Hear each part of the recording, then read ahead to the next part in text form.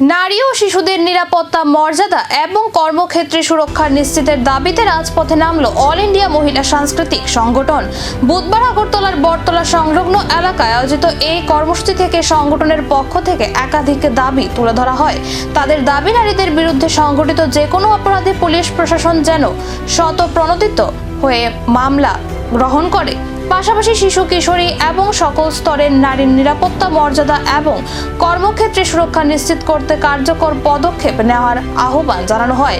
এই বিক্ষোভ কর্মসূচিতে উপস্থিত ছিলেন সংগঠনের রাজ্য সম্পাদিকা শেফালী দেবনাথ সহ অন্যান্য নেতৃত্ব এবং আধিকারিকরা। আন্দোলনকারীরা জানান, নারী সুরক্ষার প্রশ্নে কোনো ধরনের গাফিলতি মেনে নেওয়া হবে না।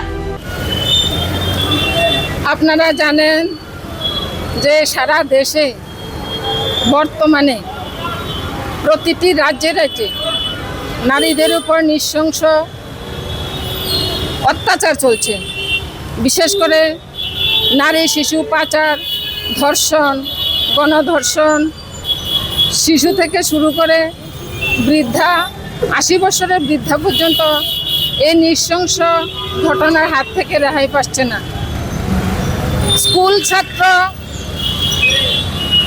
এবং বিভিন্ন কর্মক্ষেত্রে মহিলারা নিরাপদ নয়, মহিলাদের কোথাও নিরাপত্তা সুনিশ্চিত নয় এবং মহিলার মর্যাদা অক্ষুণ্ণ হচ্ছে।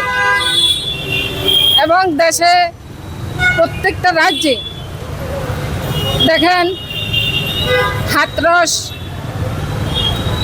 উত্তরপ্রদেশ, উত্তরাখণ্ড, পশ্চিম বাংলার আরজি করের ঘটনা এবং